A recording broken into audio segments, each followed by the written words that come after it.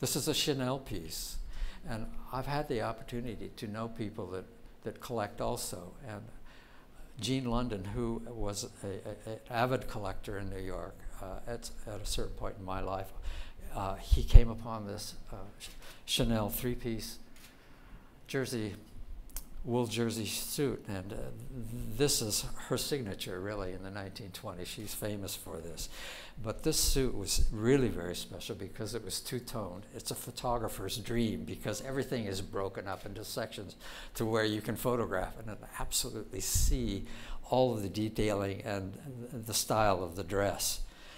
And I photographed this both on a live model too, and I had that, but I decided to go with the mannequin because it was more in keeping with the tone of the book.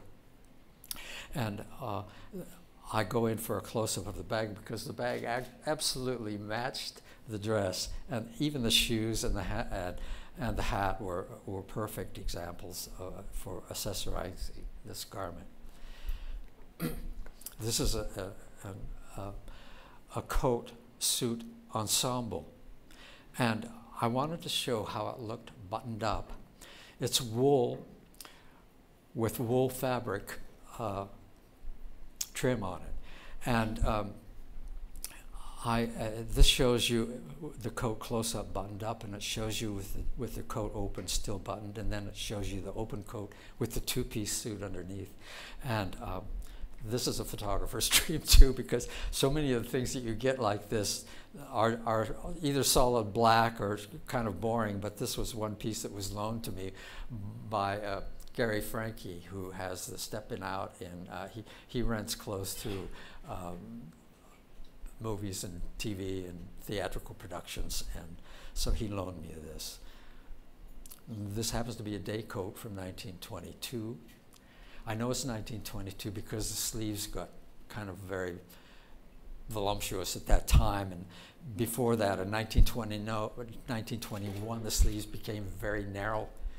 So this is a clue, and this has streamers that are all around the belt loops, and I wanted to illustrate that the streamers were loose, and so I wanted to give the feeling of her twirling around so that I could separate these streamers.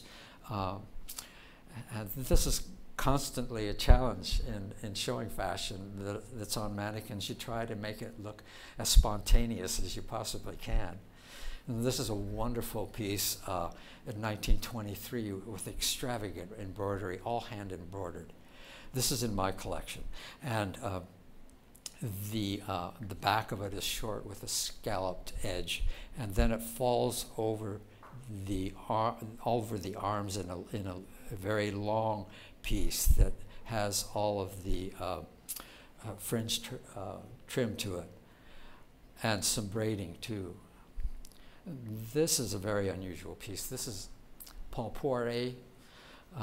I purchased this in Pennsylvania in a little store, and it happened to come out of an estate that when they had the sale in this little town, and this collector bought it, and I had my eye on it for years and years and years, and finally she saw the project that I was working on, and she decided that she would sell it to me, and so here it is. It's in my collection. It shows the cape fully on, and then it shows the cape how it would hang if you had it only on one shoulder.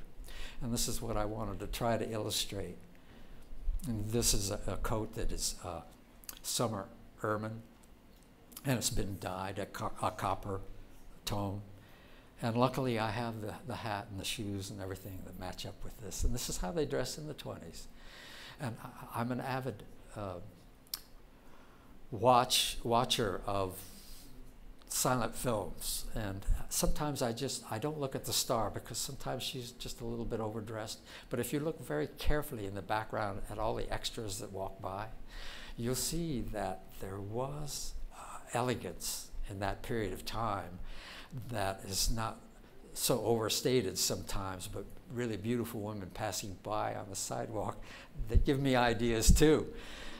So that's been a great source for me, the silent films, what's left of them. And also I've photographed a whole spread of riding outfits. It's taken a lot of research to do this kind of thing, but this is what the book is about. These clothes, I don't know who wore them or anything like that. It's just that I have, in my collection, I have the accessories that I can use to give a complete picture of how this person would dress in that time. And the bathing suits too. This is a Bradley bathing suit, and it has red spiders on it. One is on the hip, you can't see it, and spider webs.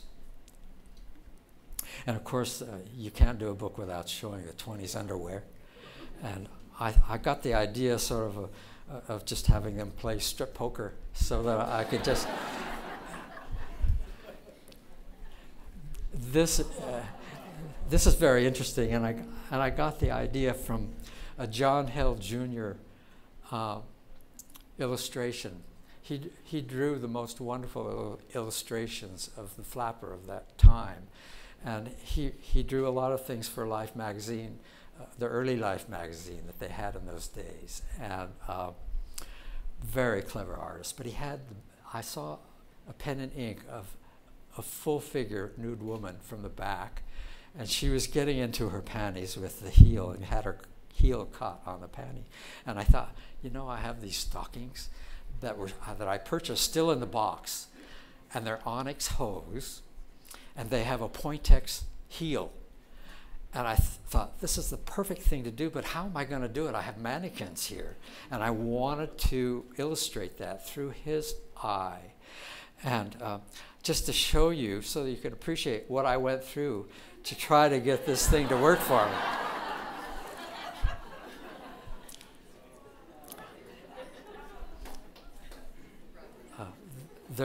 Boudoir fashion is really incredible at that time. And this is an example of a robe that I found. And of course you have to go in to get the detail, because you can't appreciate this garment until you see the actual fabrication of this, and how the lace is the open work and stitched to a design on the edge here that makes it just so very special. And you wonder if that kind of craft still exists today. I don't know really, but this is really a very special piece. And robes too in the boudoir were very, very important, and this is a good example. And I happened to find the slippers. They're old store stock, and the nice thing about when I was starting to collect, all the estates from the 20s were coming out on the fields of the flea markets, and some of the items that were warehoused for years and years after the Depression, after 50 or 60 years, they were suddenly on the fields in the flea markets, shoes still in their boxes from the 1920s and even the teens. It was just an amazing time, and I thought to myself, gosh, I've got to really get busy here, because if I'm going to do this project, I've got to start acquiring this stuff. So that's what I did. But these are store stock slippers, absolutely never been worn before. And when I bought them, I knew they were going to be exactly for this outfit.